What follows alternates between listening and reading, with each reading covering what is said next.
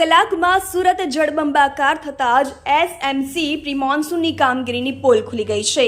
Pre monsoon કામગીરીની pole ખુલતા જ commissioner અને અધિકારીઓનું સન્માન કરવું જોઈએ, જેથી તેઓને ભાન થાય તેમ લોકો ચર્ચા કરી રહ્યા છે। સુરતવાસીઓના મહેનતના પૈસા પાણીમાં જતા હોવાનો આક્ષેપ પણ ઉઠ્યો છે। આમ ભ્રષ્ટાચાર ખુલ્લેઆમ નજરે પડે છે।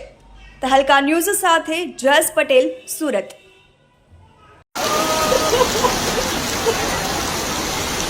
આ માણસ